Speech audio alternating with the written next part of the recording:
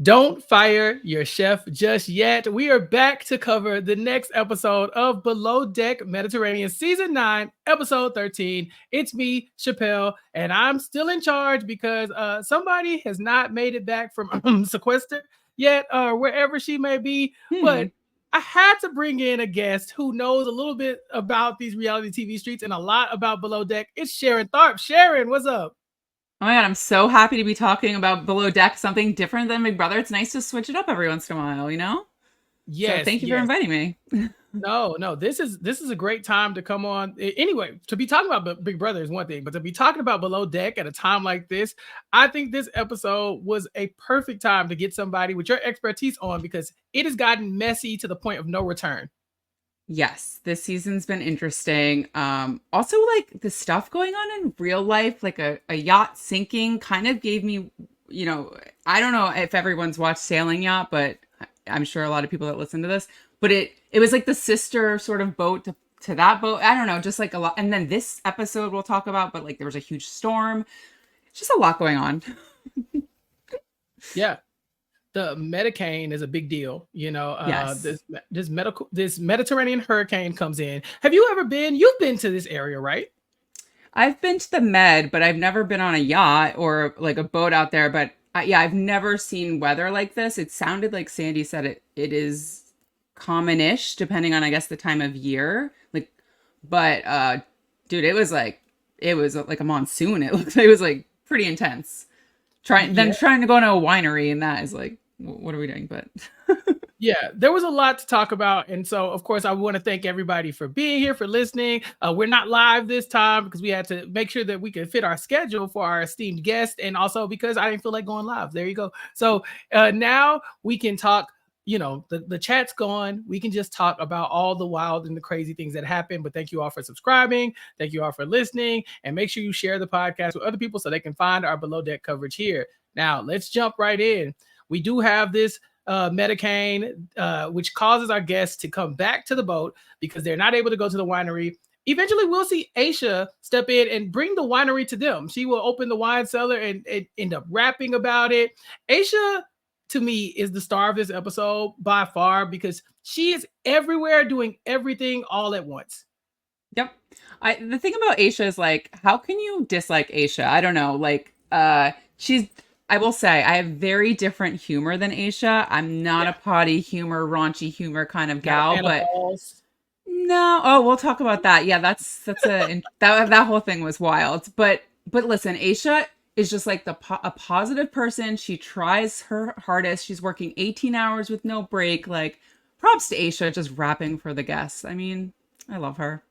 Yeah, Captain Sandy talks about it. She just has the it factor where it's not tangible. You could just let Aisha talk to the guests and she's gonna handle it. But she's everywhere, like you said, 18 hours without a break, and she cannot breathe even a little bit, not even to sit down and eat because she has to check on Bree, she has to check on Ellie, and even Jono to some extent. Oh, I was don't get I me was started. happy. Oh yeah, we're gonna talk about him for sure. I was happy when Captain Sandy said they were bringing in a new stew, but you could just see Aisha's reaction. Like she could have jumped out of her skin. She was so happy. Yeah, and like not for nothing. So I'm actually deep in a Below Deck Med rewatch. So like I had to Ooh, actually go back and rewatch this episode because I get the screener. So I watched it last week and then I started confusing it with other seasons. So I was like, I had to rewatch this episode. But Elena or Ellie, I guess we're calling her right. yeah, Ellie. She's been on the show before, and so I just watched her like original showing, which she was only in 2 episodes. She came late in the season, but she was like so positive and I don't know, just different. And I feel like not that she's not positive here, but I don't think she's at a level of a second stew that Aisha needs. And I think Aisha said in one of the after shows, like she acted like she knew more than she did. And yeah, I feel like Aisha's just been sort of playing catch up this entire season with this stew crew, I guess. Yeah. I think that Aisha says that Ellie acted like she knew what she was doing, but I think Ellie actually thinks she knows what she's doing. Like I think she's like, I don't want to call it delusion, but we'll Yeah. see that when they say they're bringing in a new stew, everybody's so excited, but not Ellie. She's like, "Do we need another stew?" I said, "Are you paying attention?" Yeah, but Aisha you hasn't know said. why? It wasn't because of that. It's because Joe is already creeping. Ah, Joe. And Yeah. Oh, this episode. There was so much to talk about because you saw mm, how happy Joe was when they said there was a new stew coming. yes, and I'm sure he's going to try to hit on her, and I hope she shuts him down. We shall see. What We have shall you see. thought about Joe this season? I mean, because he's had a crazy arc to get to this point. Yeah, I mean, there are times where I'm like, okay, this guy is likable, he's funny, whatever. But the way he's playing these girls, and again, there's some onus on them as well in terms of like how they're letting him get away with some of this stuff. But he's just one of those kind of, I don't know. I don't love Joe. I don't love how he talks about Gail. I know we're kind of jumping around here, but he's the lead deckhand. He's trying to give direction. Maybe Gail's not taking it the best. I'm not sure. We didn't really see like too much interaction, but he's just so bothered. And I'm like, he's just trying to mansplain everything. And I'm like, I think she's got it, bro. Like, relax, So I don't know about Joe. Like he seems somewhat harmless, but he knows what he's doing when he's playing around with these like two girls who were living in the same freaking bunk. Yeah, and he has no remorse. He does not care No. at all. And Ellie, I think, says, or I think it was Gail says, I think he was a nice guy or pretending to be a nice guy, but I'm starting to realize that he's not. And to that, I think, I guess we're not really seeing that nice guy edit because we're seeing all the things that he does, right? So we see that at no point has he felt bad about the way he's treating these women. He hasn't had a lot of good things to say about any of them except maybe Gail. And I was very happy that she actually got to sit down and kind of be straight up with him about how she feels about the whole Bree and Ellie situation because he was dead ass wrong the entire time. Yeah, and I guess the guys weren't holding him accountable, and so it was nice that she kind of was just like, listen, what are you doing? Like, this is bad. So yeah, I actually really like Gail. Now, obviously the stuff with her boyfriend's a little tricky, and I don't want to judge too much because when you're on a boat, like, listen, I know stuff happens, it's not perfect, but like, yeah, I don't mind. Gail's kind of like, she's like a pretty good decky, I would say. And I would say her and Nathan's relationship is one of the more tolerable ones because on Below Deck, we've seen some real mess. And I love the mess, don't get me wrong. But, it's nice to see them be sweet and not too lovey-dovey. It's like a nice balance, I think, with Nathan and Gail right now. We didn't get a lot of Nathan in this episode, but we did get him telling us how much he likes Gail. And yeah, she's got him whipped up. He's like, oh, I'm not really used to affection. In my family, we don't really do that. But if she needs to walk over a puddle, I'll put my jacket down. I'll lay over the puddle and she can walk over me. I said, all right, he's cooked. Yes, love that. For them now. Yeah. I am too. I think, listen, and they always say like when you meet the person, then you're gonna want to do all this extra stuff for that person. So yeah, I thought that was really sweet when he said the puddle thing. I was like, okay, Nathan, got you. And a lot of shows normally would show maybe like the woman fawning over him, but this is completely different. We see Gail, she's tapped into work, and we don't hear anything from Nathan except talking about Gail in this episode. So I see the tables have turned just a little bit on Below Deck. And I'm okay with it. Good point. Yeah, same. And I like seeing that. I love seeing a woman on deck who's like kind of a boss and like the guy is pining after her. And I don't know, just like, I like that dynamic. So yeah. It's much better dynamic than what we've seen on the Bree, Ellie, Joe side of things. And to me, that they have a lot of nerve to really get into this love triangle with Joe, considering they're all bad at their jobs. Aesha's been telling us throughout the season that she has some lackluster stews for a lot of the show. They really show us Bree's, inability to do laundry, her inexperience. But if you're paying attention, Ellie is not doing much better, Sharon. No, and she keeps leaving rags around. Aesha, like I'm like Aesha, I'm a little type A and neat, and so it's not that difficult. Why are you leaving like rags around? This is a super yacht. Like I get where Aesha is coming from with that frustration. But also, Bree, how are you losing your own uniform? Like people on the boat are protecting her at this point, whispering, "Hey, do you have a shirt? Because I smell." Like it's bad, Bree. Come on, get your laundry together. She had to snitch on herself. She legit was like, I lost my own dress, so no one ever needs to know. I just need to find it. And she has to go to Aesha and be like, all right, I've been looking and I can't find it. Was it just in a closet? She pulled it out of a random door. It was like, oh, here it is. Like, why was it there? I don't know, but like they can't have that many uniforms that it's wild to me that if your whole job is laundry, like I don't know. Is it that difficult? Like, am I crazy? I'm just like, how do you lose so much on a boat that's, I mean, it's big, but everything's contained to the literally below deck. So I don't know. Mm-hmm. Yeah, and they label their clothes. I mean, we've seen Yeah. them writing their names. Bree, what do you need us to do to make this better? You know, we've seen people come in and give her pointers and different systems to use, and she loses her dress. And like you pointed out, I think she loses Joe's polo shirt. And so, despite the tension between them, he's still like, I'm not trying to get her fired, but damn, I need a shirt. You know, I can't smell like this all day. Yeah. I feel like I'm actually surprised not that she hasn't been fired. I don't want anyone to be fired necessarily, but like she's gotten a lot of chances is what I'll say. Mm-hmm. And More I think more than most. the below deck gods have really stepped in to protect these people's jobs this season because you're right. I think Bree should have been gone. No disrespect to her. She seems like a nice person, but when the captain is down doing their own laundry, I feel like could you see Captain Lee going down and doing his own laundry because the stew couldn't do it? I just personally couldn't. Well, there was one episode, if I recall, where like he got the wrong shirt and he put it on. It was like his biceps were like bulging out of them, and I forget who the stew was, but he was not happy. But that was one occurrence. I feel like Brie were on like you know 5+ times losing people's laundry. Yeah, when I went into this episode, I would have counted Brie as maybe the weakest link, but I mean, again, she's fighting for last place with several other people because I have to talk about Ellie because Ellie says that Aesha is nitpicking her. Do you feel like throughout this episode or even this season, Aesha has been nitpicking with Ellie? I don't think so. I think you have to be a little bit hard. If you're running around for 18 hours and your seconds too can't hold their weight, I would be frustrated too.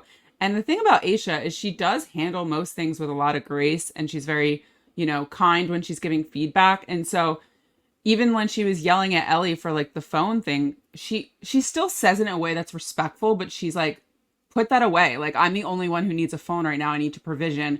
And so no, I don't think she's nitpicking. I think she's doing what she has to do. And I think Ellie, like you said, thinks she knows more than she does. And that's sort of where we're at with that.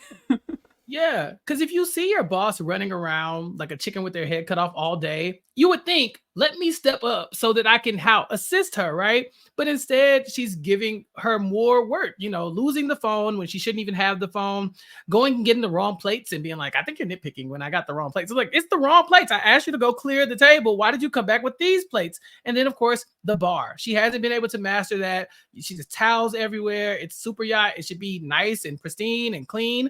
And she's dropping the ball so much. But when you talk to Ellie, whenever we get a confessional from Ellie, she's always like, nope, I don't understand what's wrong. What's the problem? Yeah, I'm good. I know. And wait, what was the other thing that she did? Oh, God. She was messing up left and right on this No, episode. there was something else that she did that was like pretty egregious, and I'm freaking blanking. I have my notes here.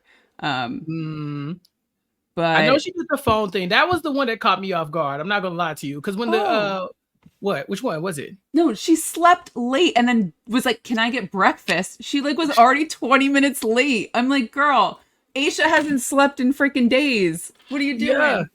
Oh yeah. I don't know how I forgot about that. You're right. Aesha went roughly 18 hours without a break and then was the first person up the next morning to serve breakfast alone. She is alone serving breakfast, moving the plate. And Ellie just walks up like, oh yeah, my bad, girl. I just overslept. That's it. That's all. That's the best you could do. I feel like she has a hard time taking accountability for anything. Anytime Aisha says something, she's like, well, yeah, I left my phone, but it's because I was pulled away into another room. And she's like, well, you shouldn't even have your phone. And then just crickets, silence. There's nothing to say at that point. And so she has no excuse for why she overslept. She seems to have gotten more breaks than Aisha has. And from what I can tell, she's primarily doing, backup laundry, the bar, serving, and it feels like Aisha can do all of those things and still show up to work on time. So I'm very confused by Ellie. Yeah, I don't know. She's not a very good second stew. She probably would be fine maybe in a third stew position, but I just think coming in as a second was like probably the wrong move. And I'm actually interested to see if this new stew, because you always assume when the new stew comes in, oh, they're going to be at the bottom of the totem pole, but we really don't know this girl's And I saw the preview. I don't think we know her. I think she's a new person as far as I know. We don't know her skill set, so she could be coming in knowing more than Ellie, and maybe she'll jump the ranks. We really don't know, right? I mean, I hope so, because if she comes in and she's at the bottom, the bars in hell, help. It's below hell, below deck hell. That's where they're at, because what could she possibly bring to the table if she's got less experience than Bree? Bree is doing the laundry. Bree can't go if she can't do the laundry. I don't really think she can handle the job that Ellie's supposed to be doing, and Ellie can't handle the job that she's going to be doing. And I also think that, since Ellie points out in this episode that her goal is to one day be a chief stew, I feel like there might be a chain of command issue coming in here too, because she thinks she's in charge of Bree, and I don't know if this new stew is going to go for that.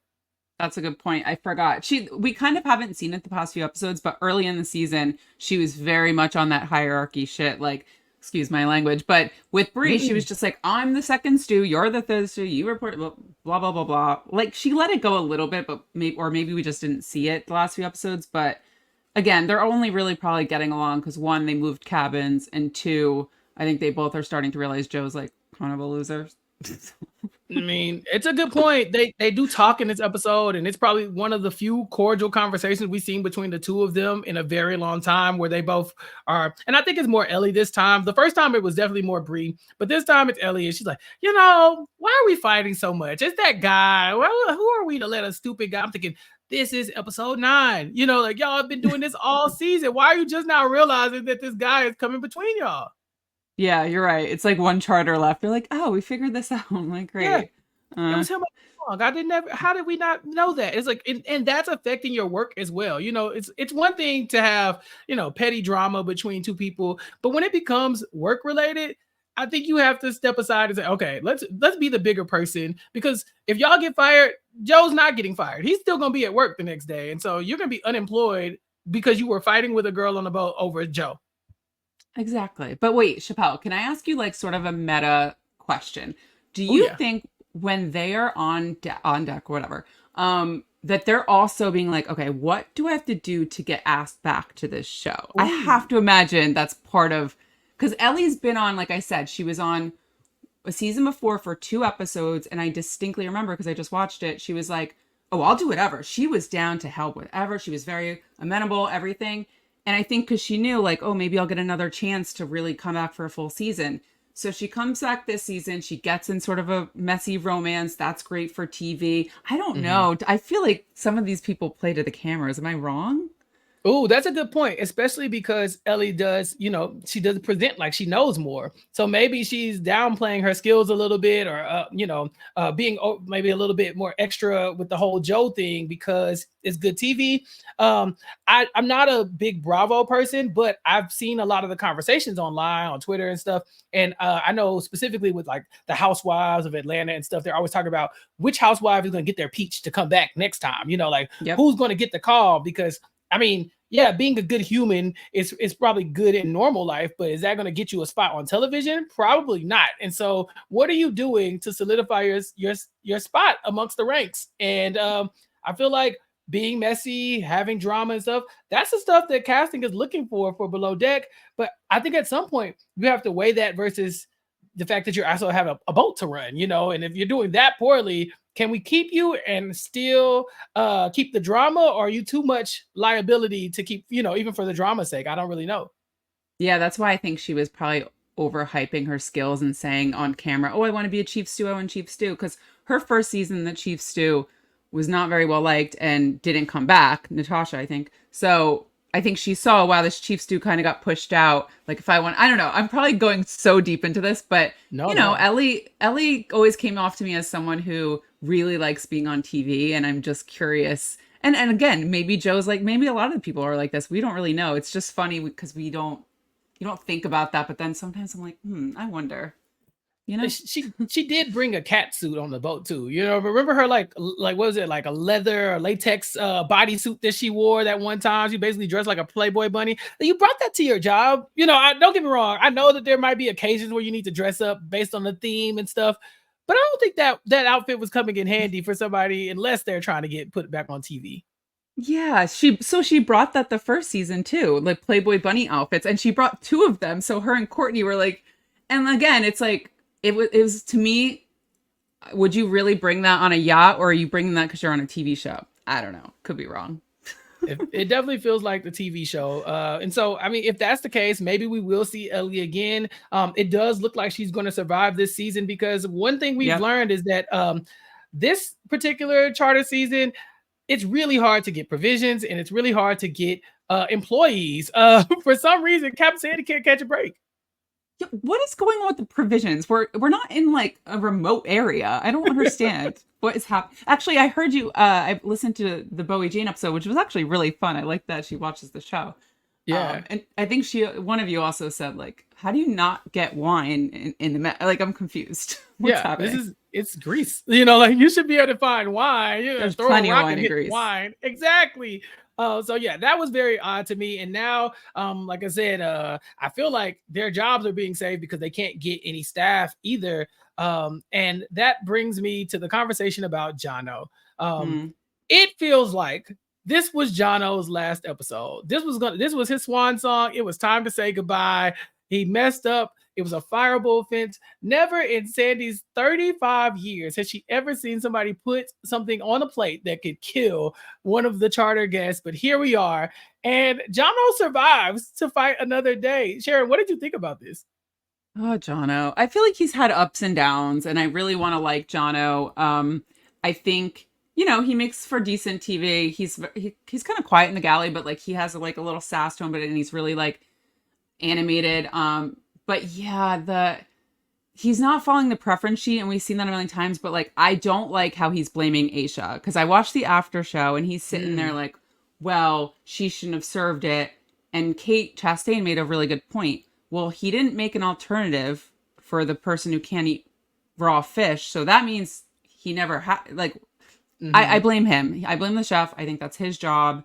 I thought, I actually didn't expect Sandy to, as quickly as she did, call in for like a replacement. I was like, I get it, because if someone eats something they can't eat, like, that's horrible. And it probably is a fireable offense, but it was just, whether it was editing or in real life, it was so quick. I was like, whoa, he's out of here. Yeah. You bring up a really good point too, about, because I didn't watch the after show this time. Last week I definitely did, but this time I didn't. So I didn't know that he blamed Aesha for that, because I guess from his point of view, if you give somebody something and you know somebody shouldn't have it, Aesha should not give it to them, right? But at the same time, like you said, he didn't have a backup plan. So it's not like, oh, damn, I almost gave you this plate. Let me go get the replacement. Right. There is no replacement there. So it was bad. And then to the point of Captain Sandy doing this relatively quickly, she's been calling for another chef all season. You know, like, this is her third time calling to try to get a chef on deck, and they just haven't been able to get one. And then I think he goes under the radar for a few episodes by having some really good showings. But this time, I think, yeah, at that point, Sandy's like, can I get a new chef? And the answer is no. Jono will be here again. And I liked how Captain Sandy talked to him about it, but I do love that she says, normally this is a fireable offense, but I'm not going to do that to you. It made it feel like she was being very gracious, when in reality, her hands are just tied. Yeah, I love it. Cuts to the, like, I'm going to say diary room, but confessional, where she's like, well, yeah, I have to keep him because I have no options. Exactly. They showed in the past, they've made the crew have to cook. Have you, in your rewatch, in your binge that you're doing, what was going on? Have you seen this episode?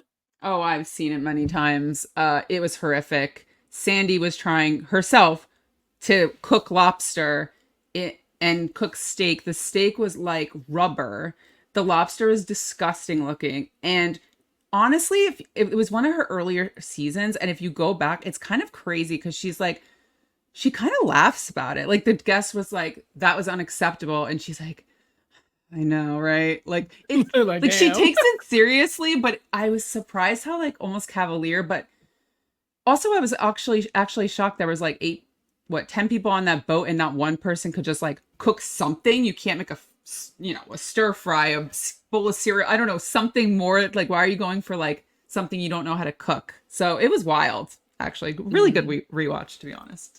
Man, I need to go check that out, because I've never seen that episode. But when I saw the clip that they show and I saw the steak, that's my worst nightmare. I cannot do the bad steak. That's like, it makes my skin crawl a little bit when I see just overdone steak, because I'd rather not eat steak if that's how it's gonna look. And that looked really bad. But so they don't want to put themselves back in a position where everybody else has to cook. So Captain Sandy stuck with Jono for a little bit, and I really wish that I could say like, well, he only messed up on that one thing, but he also messed up on the dessert. Yes, and I think, listen, I'm sure we've seen cookies before on Below Deck. I have to go back and think about it, but there's a way to elevate like that, like a cookie or a cupcake or something that seems simple. But in the after show, and sorry for the people that didn't watch, but Aesha sort of explains that every dessert he sort of quote unquote deconstructed because it didn't come out like he thought. So it's always like some cake that he like cuts up and says it's deconstructed and throws some ice cream and stuff. So apparently it was like a little bit of an ongoing thing. And then I think the charter guest was just pissed because it was their anniversary, right? I think that was what put them over the edge. I don't know. Well, yeah, that and like I could see if he had he had followed the preference sheet. Like I think that's really what it comes down to is that they specifically put on the preference sheet souffles, creme brulee, and he's like, I brought you a cookie. That's not we asked for this, you had one job. And souffles are not easy. Like I watched Top Chef. That's not an easy dessert, especially for not someone who's not a pastry chef, but like there's ways around it. Like I don't know. Like you said, there was other things, creme brulee, like it just seemed a little lazy, I want to say. I don't know. He sounded kind of lazy about it too. Because Captain Sandy's like, so what's up? What happened? He's just like, oh, I kind of ran out of time. Like, yeah. Okay. She said, so you did this because it was easy? And he just has to come to terms with, yeah, I did. Everything else was very difficult. And so when I got to dessert, I tried to cut some corners. And I'll say this, to your point about Aesha talking about if he messes up the dessert, then he automatically deconstructs it, throws some ice cream on it or whatever. That cake looked dry. It did. Okay. I was like, I'm not tripping because that cake looked dry as hell. So yeah, I don't want a piece of cookie on a dry ass piece of cake. Like what is that going to do? Especially on my anniversary. Yeah. And I think if you're a yacht chef, you already know you're going to have to do desserts. Why don't you have an arsenal in your, you know what I mean? Like you have to probably have, let's say, a list of 10 desserts. If you're not a pastry chef, 10 desserts that you can mix and match throughout the season that you can nail. This same thing happens on Top Chef. They always complain, oh, I'm not a pastry chef, but they always usually bring at least a few recipes.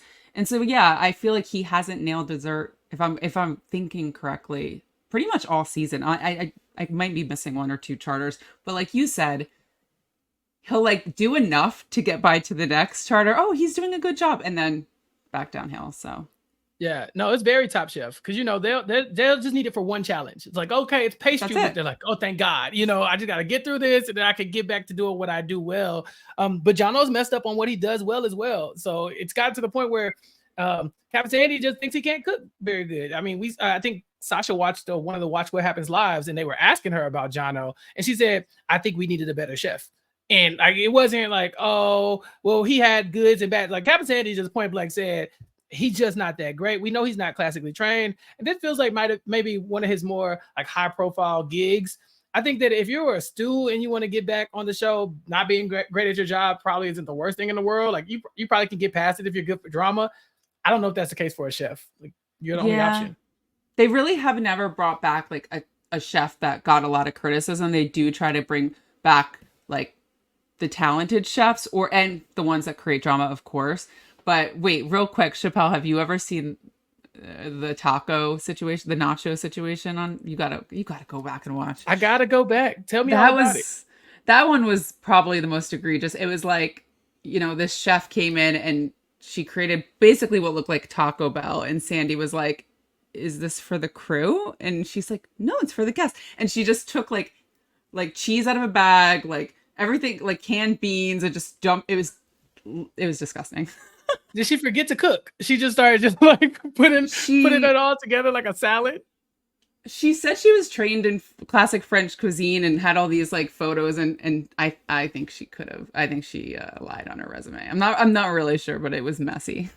It wouldn't be the only time someone's lied on their resume on this show, so I could believe it. Because people would show up without the correct documentation we've seen on Below Deck, and so it's a circus here sometimes.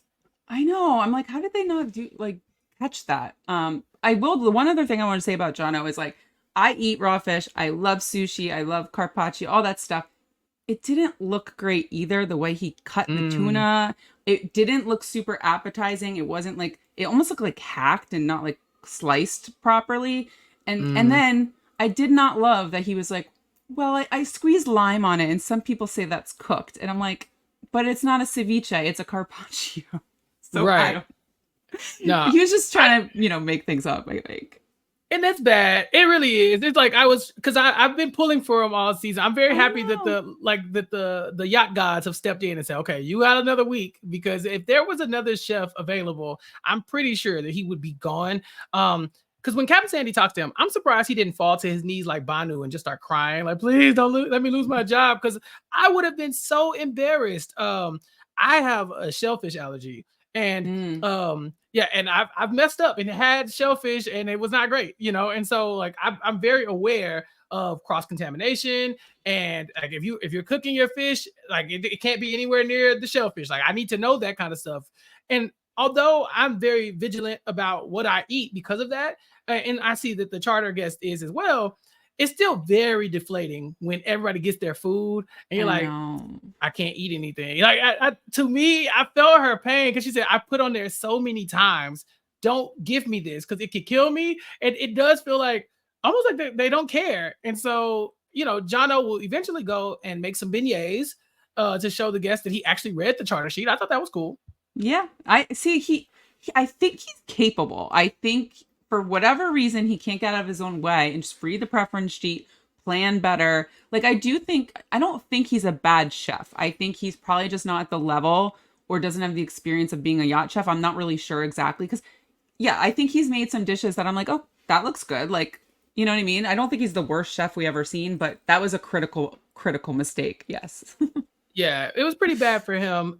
We got a relatively quiet episode from Ian, another person who I think's job could be in jeopardy if he's not watching his back. What do you think about Ian throughout this season? Because sometimes he's barely there, but a lot of time his presence is felt in his bad leadership qualities.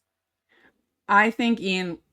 All right, I'm gonna try to be. I'm not. I don't know Ian. This is all based on the TV On what show. we see on I TV. Mm-hmm. I think he was the worst casting on this season because he's not. He's kind of boring. He doesn't. He seems to know kind of what he's doing, but not really. He's like waking up late, letting his crew do everything. He won't be asked back. There's no way. I mean, he's barely getting screen time, right? So I Right, don't know. right. They've pretty much edited him out the show completely because you're right. Like we were talking about with Ellie, you could be bad at your job, but do you bring us drama? Because then you could come back. Bree, same thing. Bad at her job, but if she brings drama, okay, fine. We'll come back and let's tackle this again. I honestly couldn't see a world where Bree could come back just because she's so bad. Like she's like it's almost not passable. But Ian is just good enough to where we don't have to show him all the time, but bad enough to where people are complaining.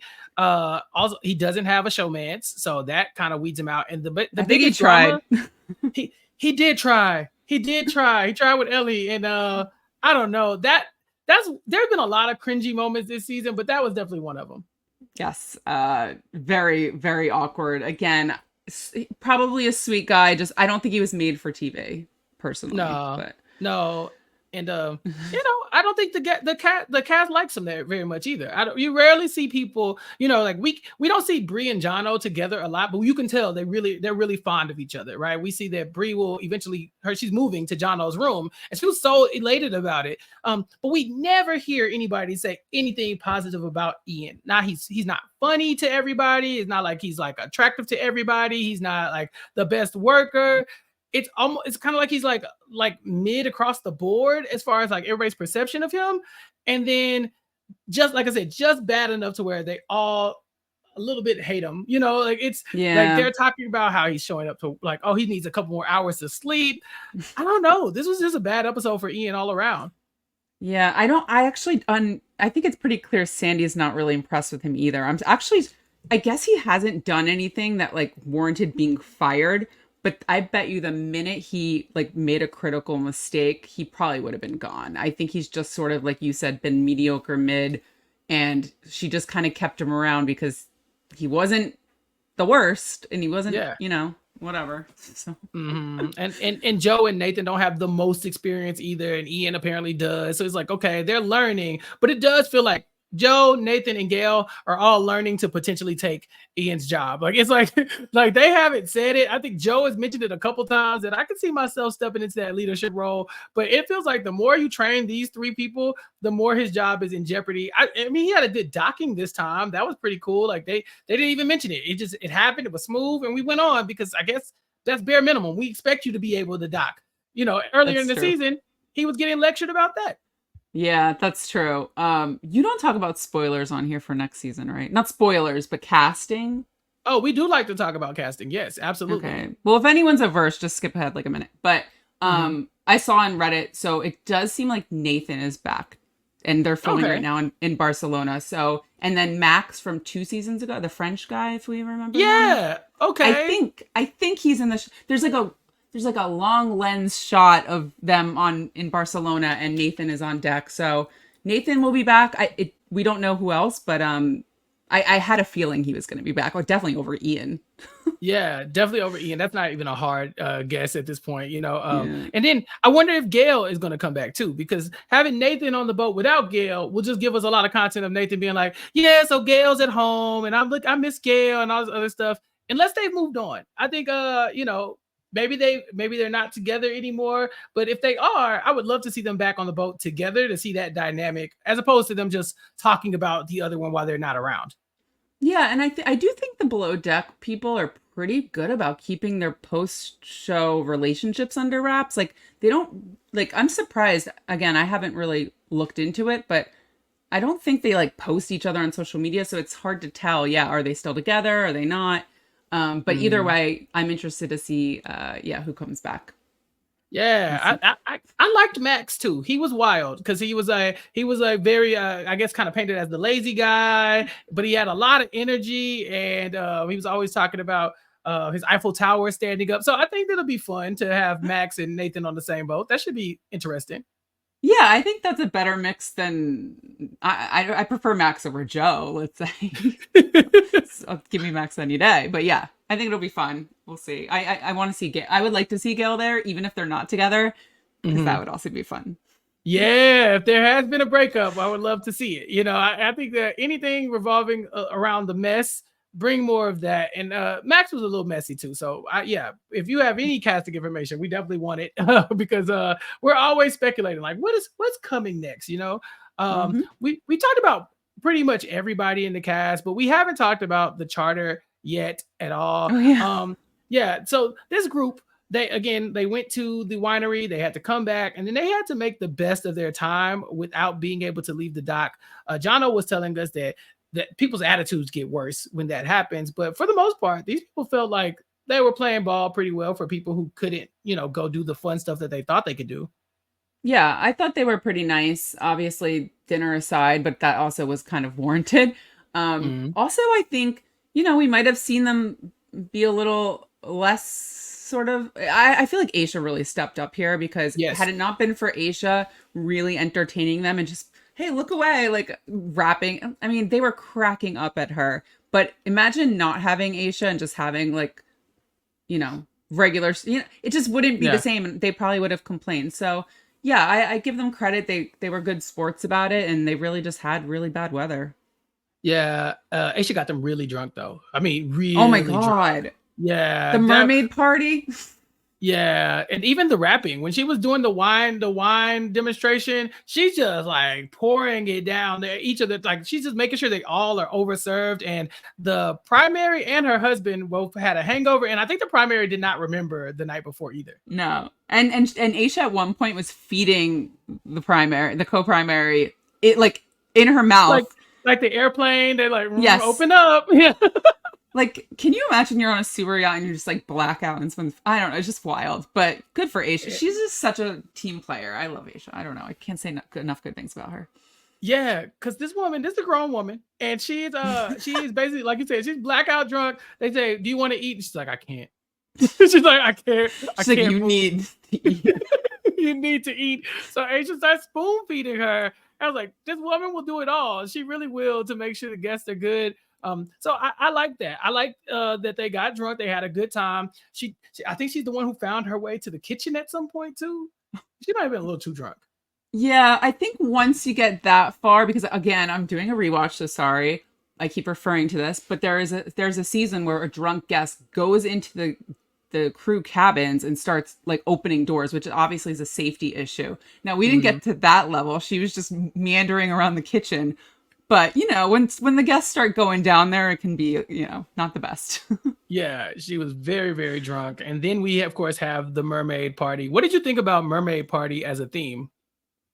I'm not, oh God, I'm not a theme girl. I'm not a, Really? I know. I'm so plain Jane. Like I'm not someone who like loves Halloween or dress up. I know that's probably weird, but yeah, I just never been sort of that. But again, my niece has a mermaid party. I had a 1 year old's mermaid party, so I support it. Yeah, I don't think I've ever seen an adult mermaid party, like No, that felt no. that felt different to me. Yeah, and also I don't even want to say it, but I mean, we could talk about uh it. I don't even like to talk about that stuff, but like why was that in your luggage? What Yeah. was happening? Yeah, to have a mermaid outfit, fine, you want the party. But to get that specific mermaid costume with cover your ears, some balls, and for that to be a part of your outfit, it's kind of crude, whatever. I guess I'll allow it. I'm not quite sure where you got that outfit from. Like what what is it? Hollywood, I mean Halloween Planet, whatever store did you go and do this at? Like who has this outfit? Yeah, like is it part of a Halloween costume? I'm trying to like think where Yeah. you would acquire these things. Like Hmm. I don't know, but I do love how Aisha handled it. And like I said, I'm not super into that humor, but Aisha just takes everything in stride, and she makes the guests feel comfortable, even if they're saying weird shit or doing weird stuff. I don't know. Yeah, but Aisha kind of weird too. Throughout Oh, we find out a 100%. lot. We find out a lot of things we probably don't want to know about Aisha. She loves talking about farts, and she's very interesting. And this time we find out that she's a fan of this anatomy, and she's a fan of her boyfriend's anatomy as well. This was a lot of information from Aisha in a short amount of time. Yeah, and God bless her, because I bet you her boyfriend or her fiance right now, Scott, is like so used to it at this point, but she's Mhm. really out here like airing all his stuff on TV. Yeah, she was very complimentary of his anatomy, Yes, that's so true. I guess he can't complain too much. But yeah, you're right. He's like the unofficial extra charter member or like extra stew on the boat because we hear about Scott a lot. I think we've seen him a couple times throughout Aisha's seasons. I think he's been able to come on the show at least twice. But Hmm. yeah, she's always going to refer to him, and I really like them together because you can tell a lot of these Perfect. stews and yeah, and these deckhands will come on and they're like, oh, I have somebody back at home, but I'm really struggling with it, or I'm tempted. We never see Aisha stray even a little bit. No, I feel like I don't even know them, but I feel like they're perfect for each other, because he clearly understands her job, the demands of it, and gets her humor. Like they were like a match made in heaven. And again, I don't know them. I'm just like from what I see. Hmm. Yeah, and then I guess the second dinner that they had was the black tie affair. It was the one where they had the nicer anniversary dinner. They had the fireworks, and this is where we see Jono make his big mistake. But would you prefer the black tie as far as the theme goes? Just dress up really nice. Yeah, I know like every time they do like a white party or something, some of the stews are like, that's so played out. But I think I'm more into that classic, something like classy as opposed to like too trashy, I want to say. Mhm. Um, but yeah, no, I mean the themes are always, it's always fun to see how they decorate and how they sometimes don't. Cause like I love when a theme like totally flops, where it'll be like, they're like, we wanted neon and it's like one streamer or something. Oh, what was it? Was it the gay breakfast that they tried to have that one time, and the pancakes were just food color? It was just like Yeah, that was it. rainbow pancakes, and that's all. So I think sometimes they miss the mark, but this season I think they've been really good about the themes. I don't think they've missed one yet. Yeah, and like honestly, Aisha, every time they cut to her, she's busy. I think Ellie was helping with sort of the play settings, if I recall, but Aisha was doing a lot of that as well. And Aisha loves a good costume. Like I think she loves themes, so she's into it. Mhm. Yeah, she deserves a raise. She deserves a raise. Like this really was like if she ever wants to go and work anywhere ever, You just show this footage of Aesha running around because she's checking on Bree constantly and helping Bree find her dress. She's still trying to manage Ellie at the bar and Ellie oversleeping and all this other stuff. And then she even tries to hold herself accountable for Jono. She's like, yeah, I guess I should have double checked it, but I'm just so tired. And so thankfully we see that she is getting a new bombshell is entering the villa. And for Joe. Yeah, for Joe. And I'm thinking already, come on, we can't do this again. Because if Joe manages to pull this off and get in this woman's good graces, it's going to drive Bree crazy. It's going to drive Ellie crazy. I think Joe is trying to get, if anybody's trying to get back on the show for next season or for a future season, Joe is doing a really good job of making himself known as somebody who could be some drama moving forward. That's a good point. Although, is he that good of a deck? I mean, he's lead deckhand. I guess he does a decent job. Yeah. He reminds me a little bit of Luca, but Luca was a little bit more like polished to where he was an F boy, but nobody knew. Whereas like Joe, we all see you. We all see you. That's such a good compare. Like that is so true. Because Luca was hooking up with two girls on this boat, but like he also seemed to be, like you said, more polished, decent, and just I don't know. You're right. Great comparison. Yeah, it's just like he knows how to package it to where it's like, oh, that Luca, he's good. He was good at his job. That also is a big help, because then a lot of people aren't looking at you. But when it comes to Joe, he's been so sloppy this whole season. The song that he was singing about the two girls, which one? It doesn't matter. Basically just yelling out while she's coming, like, new girl coming to the boat, while Ellie can hear him in the next room. Sloppy from Joe. I just hope she shuts him down, or who knows? Maybe she'll go after Ian Chappell. Maybe she'll like him. I don't know. It would give Ian something to do, but you have to know that it's taken all season for them to get this girl in because they've been looking for somebody who's like, yeah, I'm ready to hook up and have a good time. They're looking for somebody who, when she walks on the boat, the other two women will be threatened and Joe will have something else to embarrass them with. Because I just so much of this has been so embarrassing on all parts. From Joe, like, sir, I'm telling you, I would have jumped off the boat if I ever got caught talking about a woman like that, especially by the woman I'm talking about. Like I'm swimming at this point. And then the two women, Bree doesn't bring it up, but she hasn't even told Ellie about the restroom situation. Do you think it's going to come up before the end of the season? Actually, I don't know. I have to imagine production wants it to. Again, sorry, I'm going like really meta on this, or like what do you call it? Like just talking about production, but you're right. It hasn't come out. Also, that was disgusting, by the way, when he came out and didn't wash his hands. Can we talk about that? Please wash your freaking hands. This is like in the Big Brother house when people walk out of the bathroom and I'm like, did you like wash this is hands? Why I could never. I'm a germaphobe, like gross. But yes, I have a feeling on. Do we have another night out? Yeah, I guess after this charter, we have to have at least one more night out because we didn't bring in the new hotness without being able to go take her and get drunk. Like they have to go do that to see they'll manufacture a day off or something before they just let this in without us seeing her in her like natural habitat. It'll come out. I would assume that they would want it to come out about the bathroom situation. Get one more little fight in there before the end of the season.